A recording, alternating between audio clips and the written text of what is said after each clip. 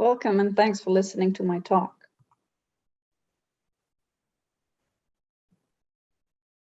Language learning is strongly intertwined with cognitive processes and embedded in and shaped by the social environment. I will first introduce some theoretical considerations and what I call the proximity of stimulation hypothesis, and then I'll use a cross-sectional study of multiple variables of primary school learners to exemplify these ideas. The study is part of a larger project, the SMILE project, together with Werner Greve from our psychology department, and it would not have been possible without all of these wonderful collaborators. Lately, researchers have increasingly deplored the lack of a system approach and the need to go beyond our own field of SLA. So let me start with two recent quotes by Hahn and Atkinson. Quote, "The SLA field as a whole has come up short of a fuller and more credible understanding of the evolving nature of learning in response to the interaction between learner internal and learner external resources. And the lack of theoretical integration of the cognitive, the social, and the material remains the single greatest barrier to a viable transdisciplinary framework for SLA," unquote. Research into factors that predict and explain SLA has traditionally focused on the relationship between two or just a few variables.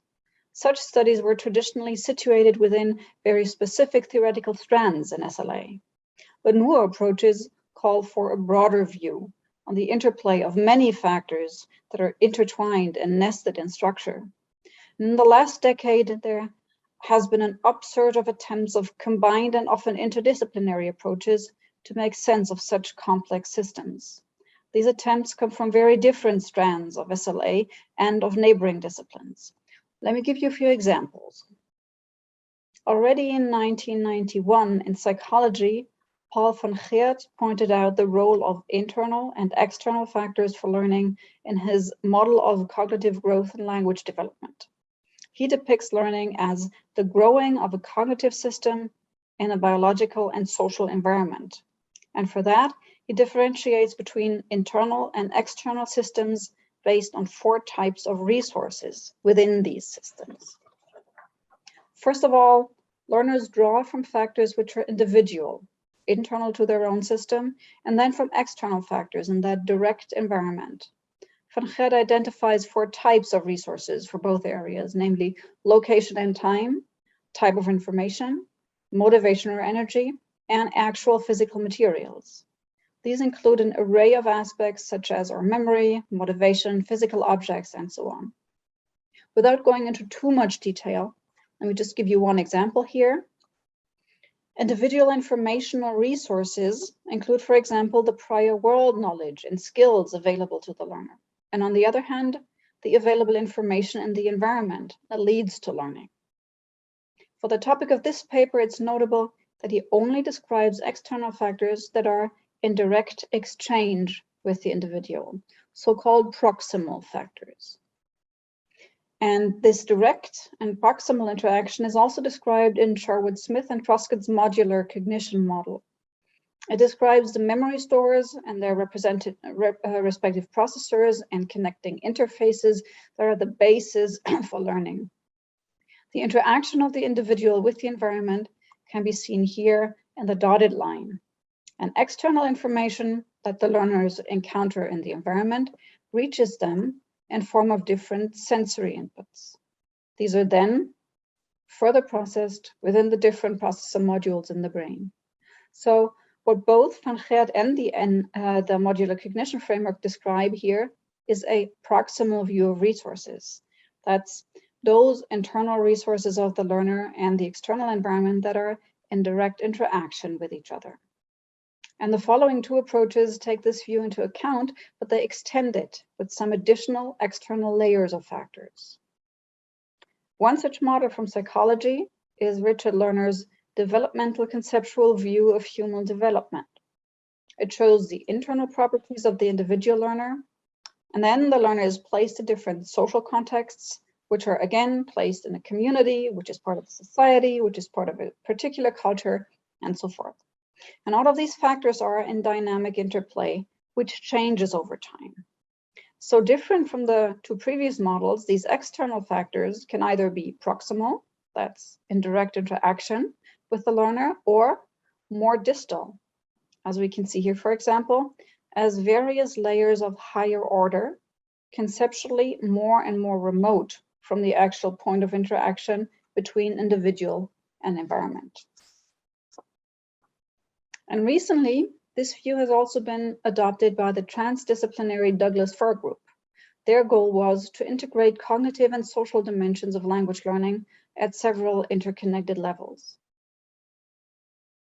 The authors described language learning as complex interplay of individual learner variables with three interrelated levels. The level of social activity with social interactions on the micro level, sociocultural institutions and communities on the meso level, and ideological structures on the macro level. So all of these models differentiate between different conceptual levels of variables, the internal ones, and then several layers of external ones, which are intertwined. And in our study, we use selected variables on a number of these levels as well. We conceptualize these as the macro level of cultural environment, the meso level of the social and institutional environments, the micro levels where the actual interactions are taking place with family members, with peers and teachers in the classroom, and finally, the internal variables, which we call the nano level in this model, the personal traits, cognitive skills, and language competences, and the perceived emotional atmosphere in which learning takes place. And that's symbolized by the temperature sensor in the middle. And all of these levels contain numerous aspects that can be operationalized as variables in an empirical study. All of these factors have been shown to predict language learning and development. And these here are just a few sources for some of these relationships. Research finds evidence for the interrelation of basically all of them. And as I said, not all of these factors are on the same conceptual level. So what does it actually mean if a preschool program or school program or the socioeconomic status influences a learner? How can we picture this influence practically? And how can we methodologically account for effects of variables that are on such different levels? When we wanted to base our study on this conceptual structure, we ran into some difficulties. So we first of all tried to disentangle the different conceptual levels of variables. Distal variables, such as parental education, can only exert an influence on the individual via proximal variables, such as the actual stimulating interaction of a parent with the child. That's where the direct stimulation of the learner's mind takes place, via the threshold of their sensory organs. This is a typical mediator relationship. Such distal factors, like parental education or SES, are often used as proxies in statistical calculations. But what complicates matters is that such distal variables as the socioeconomic status are container variables. That means that they also contain numerous other variables on different conceptual levels. SES might, for example, also contain home resources. And again, these only exert a direct influence if the learner interacts with them, for example, reads these books and so on. So there can be several mediators within the container, so that each relationship only explains a part of the whole. That's a partial mediation. And in addition, there might be other proximal variables that are not part of the container, meaning that they're not predicted by the distal variables in a study. For example, if mothers interact strongly with their children, no matter what social background they come from. So, to sum up, we assume that effects are best explained by factors that interact directly with the learner, that is, by the so-called proximal factors. I dub this the proximity of stimulation hypothesis. It means that both distal and proximal factors can statistically predict child development. But the ambition of any theoretical understanding is to explain relationships rather than only to predict them. And logically, proximal variables are those with actual explanatory value. We would therefore expect such proximal variables to mediate the effect of distal variables and to also find proximal predictors such as parental or teacher behavior, that are independent of distal containers.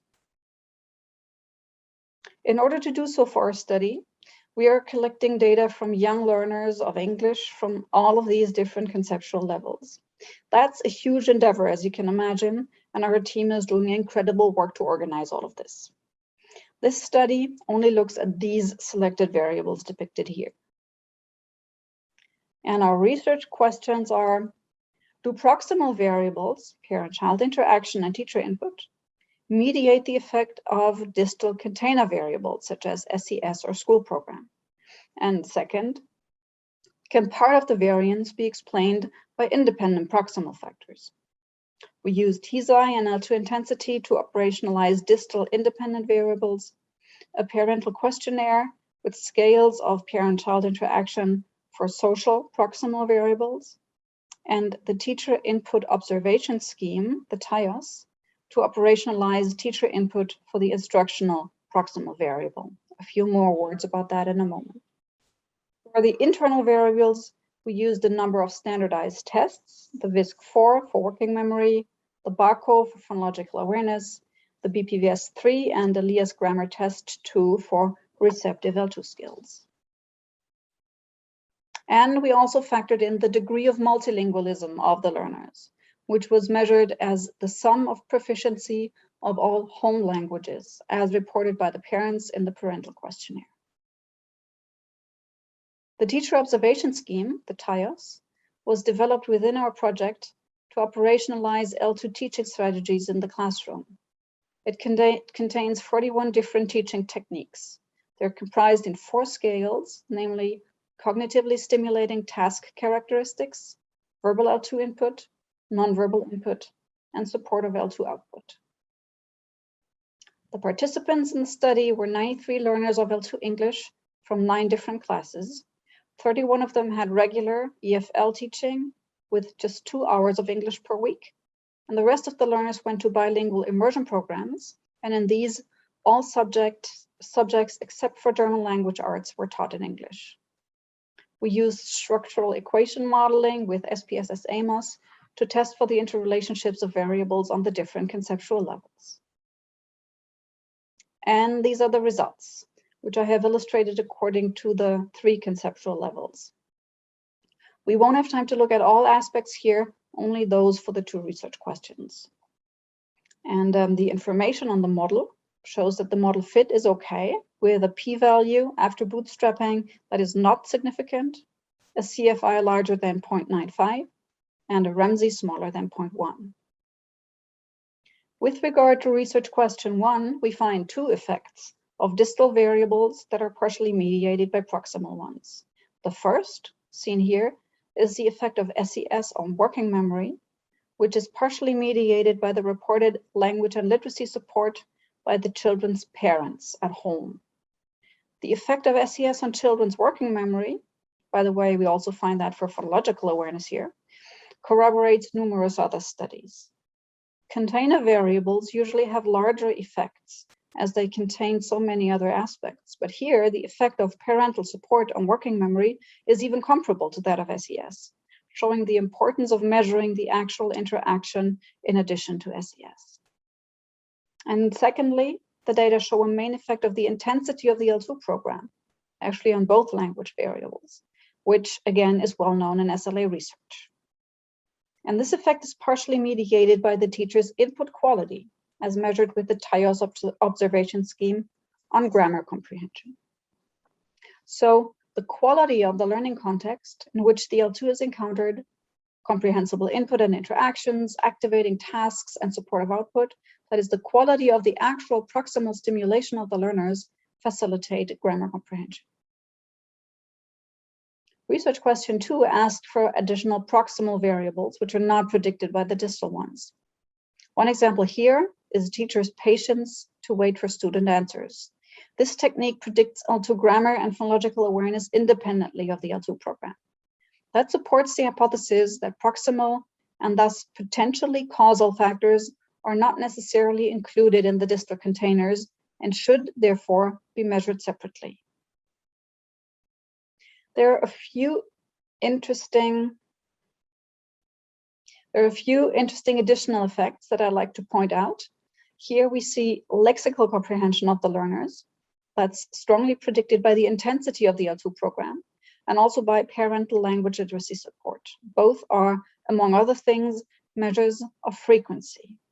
And in contrast, grammar comprehension seems to be much more susceptible to a number of other factors, namely the two distal ones, SES and L2 program, and then input quality, and also the learner's degree of multilingualism, which actually supports research showing that multilingualism can facilitate pattern recognition in an additional language. And that ties in nicely with the fact that grammar also correlates with philological awareness. Such differential effects for L2 lexicon and grammar have also been described in previous studies. So to sum up, the proximity of stimulation hypothesis could be confirmed with regard to, first, SES with a partial mediation of parental language literacy support on working memory.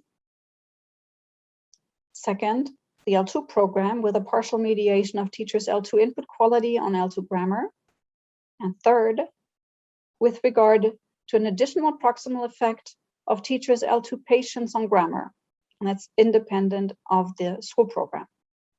And in addition, lexicon was mainly predicted by the frequency of language experience at home and in school. And on the other hand, grammar seemed to be more malleable and was predicted by numerous different factors, including input quality and multilingual background, which is in line with results from bilingual preschools, as we have, for example, done together with Anja Steinlen. There are obviously numerous limitations to the study.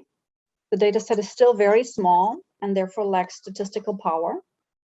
We only have cross-sectional data. That means we cannot establish causal relationships. The current subset is not homogeneous concerning age, but factoring age in did not add to the model, so that was good news. More teaching videos for each teacher would be helpful to capture their teaching style. And not all questionnaires were returned, so that's a risk of self-selection of more engaged parents. And finally, self-reports of parents might be influenced by social desirability. So in conclusion, our study suggests that it might be beneficial for further studies to elicit dense data with numerous distal and proximal variants for each participant, to disentangle conceptual levels of these variables, to pay specific attention to the proximal stimuli for learning processes, to measure parental behavior, teacher input, and classroom interaction in a much more fine-grained way than only using distal variables as a proxy, such as SES, for example, and to explore further methodologies to account for the complex systemic nature of language learning, including, for example, longitudinal growth models. The study is also available as a preprint on ResearchGate under this link. And ultimately, and this to me is really the core of our work, if teachers are able in their schools to foster such a learning experience as expressed here by Lotta at the end of her immersion primary school, they might have made a difference in the life of these children. She said, "My highlight was actually every single second in the school. I will miss it, this atmosphere, feeling confident in the class and safe." Thank you for your attention.